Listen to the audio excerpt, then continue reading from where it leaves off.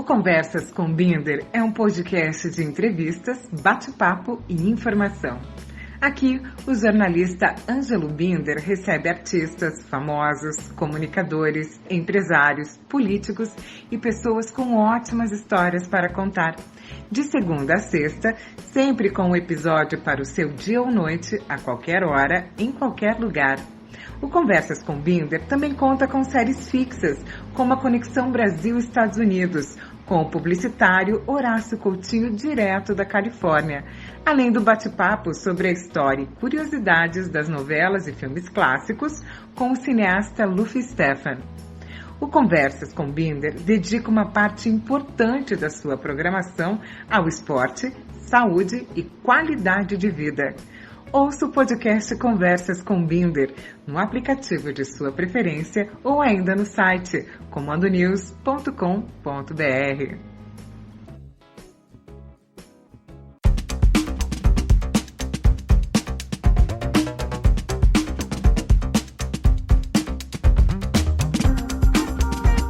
Olá, tudo bem? Mais uma edição de Conversas com Binder. Hoje recebendo o jornalista Dirk Lopes. Ele que produziu um documentário sobre a Guerra do Contestado entre o Paraná e Santa Catarina no início do século XX, um conflito que atingiu uma extensa região de Santa Catarina até a divisa com o Paraná. Nesse documentário, nesse filme, Dirk mostra as razões econômicas, políticas, sociais, religiosas e a luta pela terra na grande região. O conflito envolveu o exército brasileiro, policiais militares do Paraná e de Santa Catarina e as multinacionais que construíram a estrada de ferro e colonizaram a região com imigrantes italianos e alemães. Bom, Dirk, primeiramente obrigado por você ter topado conversar comigo aqui no Conversas com Binder. Eu que agradeço e fico honrado por participar aí do seu podcast. Um abraço a todos os ouvintes. Parabéns aí por ter aberto esse espaço aí para a história, para a nossa cultura.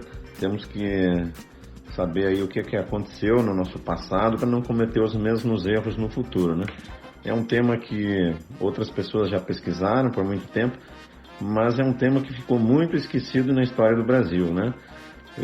Se você for ver Canudos, nós tivemos Euclides da Cunha, um grande jornalista que era correspondente de guerra do estado de São Paulo e escreveu a obra-prima Os Sertões.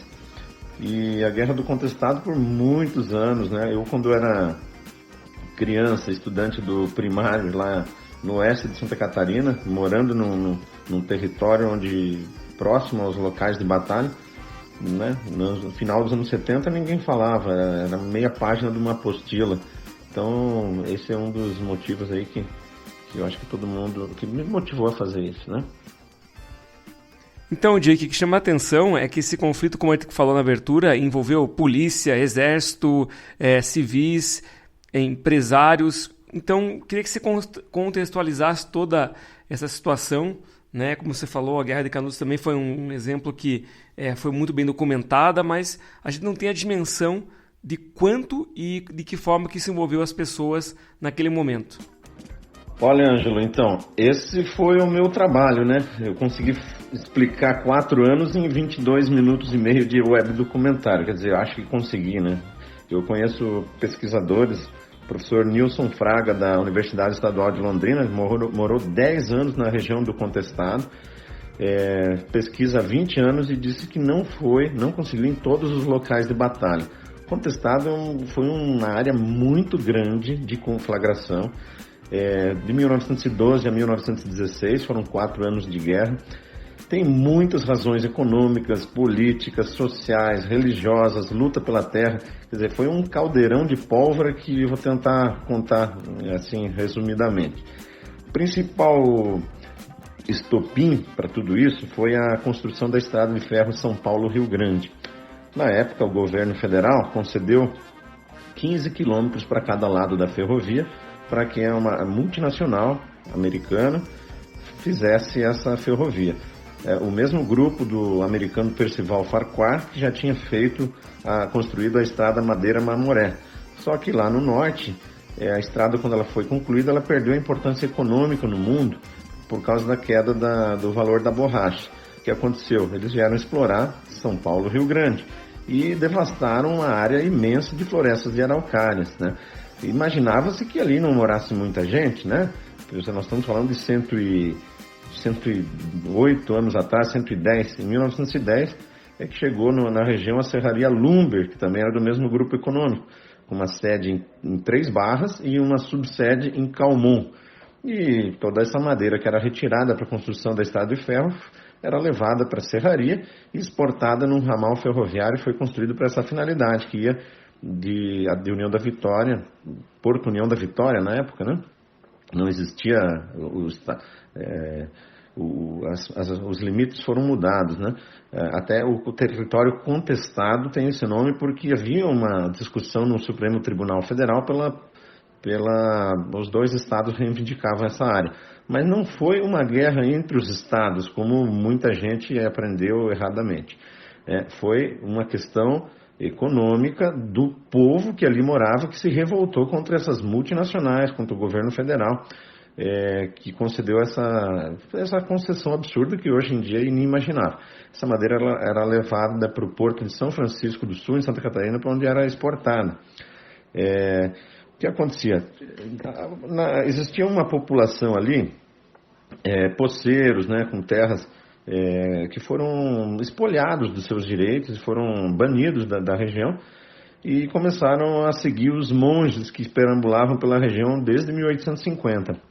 Existiram 3 monges, uma história bem controversa, João Maria de Agostini, o último deles foi o monge guerreiro, que é chamado José Maria. Ele dizia ser irmão do monge anterior, João Maria.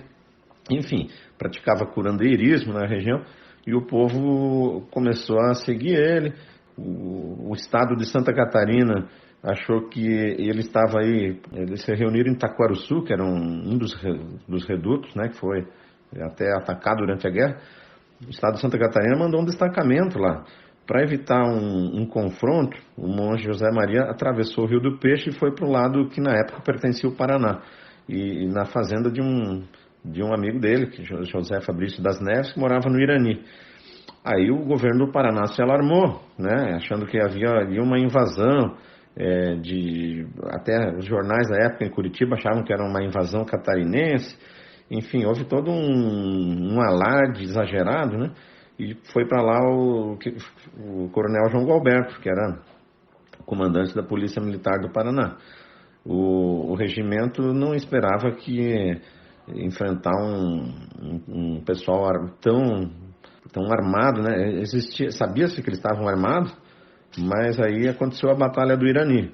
É uma história longa, né, que eu procuro falar na história do documentário. Enfim, foram todas essas razões aí para o início da guerra. É interessante, né, de que você está comentando e tudo, a gente não tem a noção de que como, às vezes, é guerra do contestado, imagina-se realmente que havia um conflito entre os paranaenses e os catarinenses. Na verdade, estavam querendo defender a terra deles, o espaço deles, a economia local, né? E outra coisa que é bem interessante, hoje a gente fala muito de fake news, né?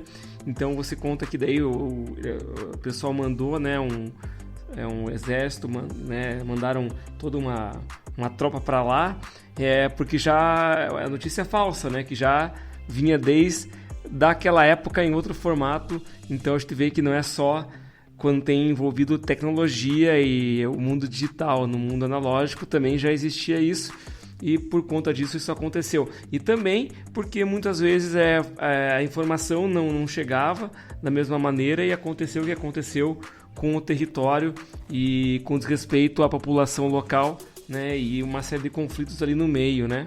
E agora conta pra gente quem eram os caboclos, né? A gente fala muito caboclo, usa muito esse termo, às vezes não sabe nem porque tá usando. E no próprio documentário você usa o termo, né? Olha, Ângelo, eu falo no web documentário o termo caboclos, né? Porque muitos historiadores também falam jagunços, né? Então quem são os jagunços? É uma coisa... É o povo que morava ali. Eram pessoas esquecidas pelo Estado, né? Eu vi um dos mapas da região no começo do século passado, dizia ali sertão desconhecido. Então o próprio governo federal não sabia quanta gente morava ali, achou que simplesmente podia conceder para a multinacional aquela área toda e explorarem como quisessem, com uma colonizadora, né, que depois trouxe imigrantes alemães, italianos para colonizar a região. É por isso que Santa Catarina tem muitos descendentes de alemães e italianos, eu mesmo sou descendente de italiano. Então, mas eu chamo de caboclos porque era o povo, né?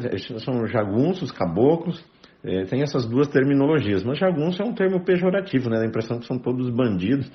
Por muito tempo eles foram considerados fanáticos, bandidos, mas havia um povo ali que estava lutando pela sua terra, pelos seus direitos, né? Então, na época, houve uma intensa discussão, inclusive no Senado Federal, existiam pessoas